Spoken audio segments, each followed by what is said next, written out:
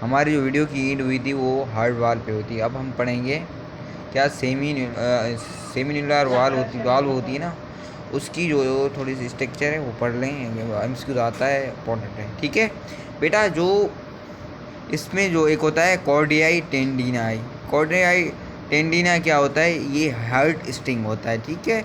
और thin string होता है कनेक्टिव टिश्यूज़ का, ठीक है। थिन स्ट्रिंग होता है। और इसमें एक पिंपल टाइप ना बॉल लाइक होती है, ठीक है। मसल होता है जिसको हम कॉन शेप्ड भी होता है, ठीक है। Cone shaped muscle on ventricle. और इसमें क्या होते हैं? पेपररी किसको बोलते हैं? हम इसकी मतलब क्या निकालेंगे? पिंपल, ठीक है। पिंपल शेप्ड होती है, ठीक है। ये याद रखना, ये एमसीक्यू आता है, बहुत दफ़ा पूछा गया है। अब हम मैकेनिज़्म पढ़ेंगे, मतलब कि खून कहाँ से कहाँ जाता है, ये पढ़ेंगे, ठीक है। अब जो इन्फीरियर वेना कावा से और सुपीरियर वेना कावा से ब्लड आता है, और ब्लड सबसे कहाँ जाता है? राइट एट्रियम में जाता है। राइट एट्रियम में जाने वहाँ एक वॉल होती है जो उसके वेव फ्लो से बचाती है, जिसको हम टाइकेप्सिड वाल बोलते हैं, ठीक है। इधर डीऑक्सीजनेटेड ब्लड आती है और राइट वेंट्रिकल, ठीक है, टाइकेप्सिड वाल्व से गुजरती हुई कहाँ जाती है? Right ventricle.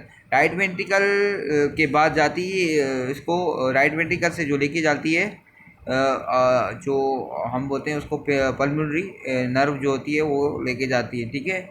नहीं, राइट वेंट्रिकल में होता है पल्मोनरी सेमिन्यूलर नर्व होती है, ठीक है। वहाँ से ब्लड को मतलब कि ब्लड को लेके जाता है, पल्मोनरी आर्टरी वहाँ से ब्लड को लेके जाता है लंग्स में। लंग्स में ब्लड मतलब ब्लड को ऑक्सीजनेट, वहाँ पे ब्लड ऑक्सीजनेट होता है और लंग्स भेजता है फिर ऑक्सीजनेटेड ब्लड कहाँ पे? पल्मोनरी वेन को। पल्मोनरी वेन से ब्लड जाता है लेफ्ट आर्टरी, लेफ्ट आर्टरी से बाइकेप्सिड वाल्व में जाता है, बाइकेप्सिड वाल्व से आर्टरी में जाता है, कैपिलरीज में जाता है और वेन में जाता है, ठीक है। अभी आप एक चीज़ परेशान हो रहे होंगे कि यार इधर पल्मोनरी आर्टरी भी है, वेन भी है। परेशान नहीं होने की बात है, क्योंकि आगे जब हम कैपिलरीज और आर्टरीज पढ़ेंगे ना, ब्लड वेसल, तो आपको ये चीज़ भी कंफर्म हो जाएगी, ठीक है। हाँ, अब हम पढ़ेंगे mechanism of heart excitation and contraction, ठीक है। ये आप देख रहे होंगे इधर जो एसी नोड है, इसको हम साइनो आर्टियल नोड बोलते हैं, ठीक है। यहाँ जो ये यहाँ नर्व इम्पल्स आता है, हमारे जो ब्रेन से नर्व इम्पल्स आता है साइनो एसी नोड पे, ठीक है। एसी नोड से जाता है एवी नोड पे, ठीक है। एवी नोड पे जाता है नर्व इम्पल्स। उसके बाद एवी नोड से होकर वो कहाँ जाता है? एक्साइटेबल फाइबर से, मतलब कि एवी नोड से होकर एक्साइटेबल फाइबर में जाता है, ठीक है। फिर उसके बाद जो है ना, नर्व इम्पल्स पूरे उसमें हार्ट में फैल जाता है, फिर कॉन्ट्रैक्शन होने लगती है। अब ये प्रोसेस कैसा होता है, अब हम ये पढ़ेंगे, ठीक है बेटा जी। ऐसे नोट क्या होता है? इसकी लोकेशन क्या आती है? Located at the upper end of the right atrium. ये कहाँ पे मौजूद होती है? अब जो ऊपर वाला हिस्सा होता है, ऊपर वाली ईंड होती है किसकी? राइट एट्रियम की, उधर मौजूद होती है।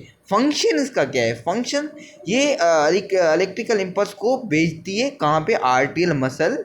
और ये सबब बनती है किसकी? बोथ आर्टिया टू दोनों आर्टिया का कॉन्ट्रैक्ट होने का सबब बनती है, ठीक है। कंपोजिशन इसका क्या है? कंपोजिशन ये बनी हुई होती है, एसे नोड कंसिस्ट ऑफ एसे नेट में शामिल होते हैं small number of diffusely oriented cardiac fiber. इसमें कार्डिक फाइबर होते हैं यार, ये एमसीक्यू बहुत दफ़ा आया, ये याद रखना। इसमें क्या होते हैं? Cardiac fibre. अभी ये होते हैं कार्डिक फाइबर में क्या होते हैं? पदेसिस में बायोफिब्रिल्स होते हैं, ठीक है।